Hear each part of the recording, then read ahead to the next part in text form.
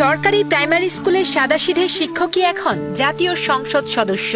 MP হওয়ার পর শত ব্যস্ততার মাঝে এখনো নিজ হাতে নিজের জমিতে কৃষি কাজ করেন জামায়াতে ইসলাম থেকে নির্বাচন করা বীর মুক্তিযোদ্ধা আব্দুল ওয়ারেজ। বিলাসী জীবন ছেড়ে সর্বদা মিলেমিশে থাকেন গ্রামের সাধারণ মানুষের সাথে। সততার চাদরে মোড়ানো এই মানুষটি জয় করেছেন গাইবান্ধার সাঘাটা ফুলছড়ির হাজারো মানুষের হৃদয়। এই প্রাইমারি শিক্ষক থেকে একজন সংসদ সদস্য বাংলাদেশে হয়েছে কিনা আমার জানা নেই। না, বিলাসিতা আমি মোটেই পছন্দ করি। 26-এর নির্বাচনে সাধারণ মানুষের অকৃত্রিম ভালোবাসায় গাইবান্ধা 5 আসন থেকে সংসদ সদস্য নির্বাচিত হয়েছেন জামায়াতে ইসলামের প্রার্থী বীর মুক্তিযোদ্ধা আব্দুল ওয়ারেজ। সাঘাটার দহিচড়া সরকারি প্রাথমিক বিদ্যালয়ের সেই প্রিয় শিক্ষক আজ গণমানুষের বলিষ্ঠ কণ্ঠস্বর। 1989 সাল থেকে রাজনীতির সঙ্গে জড়িত এই সাদামাটা মানুষটি উঠে এসেছেন তৃণমূল থেকে। কৃষক পরিবারে বড় হওয়া আব্দুল ওয়ারেজ সংসদ সদস্য হওয়ার পর পদমর্যাদা বদলালেও একটু বদলায়নি তার মাটির প্রতি গভীর টান আর মানুষের প্রতি অকৃত্রিম ভালোবাসা।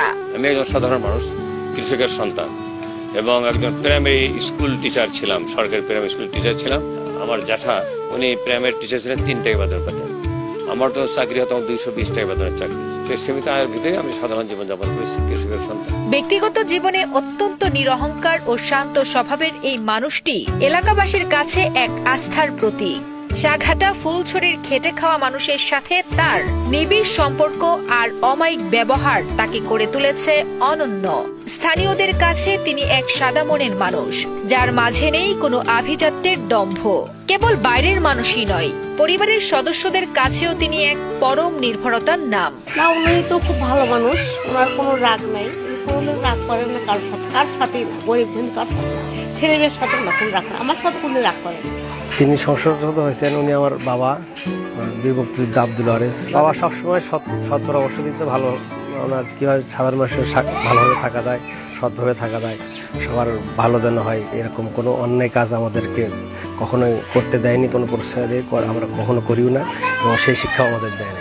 আমি প্রায় এমপি সাহেবের সাথে 1990 সাল থেকে সংশ্লিষ্ট। এনার সম্বন্ধে আমি যতটুকু জানি, ইনি সচেতন এবং সাধারণ কৃষক পরিবারের ছেলে। ইনি সবসময় সৎভাবে জীবনযাপন করার জন্য চেষ্টা করছেন। সাঘাটা ফুলছড়ি অঞ্চলের শিক্ষা, কৃষি ও চরাঞ্চলের জীবনমান উন্নয়নে বড় স্বপ্ন দেখেন আব্দুল ওয়ারেজ। ক্ষমতার দাপট নয়, বরং সেবা দিয়ে মানুষের মাঝে বেঁচে থাকতে চান তিনি।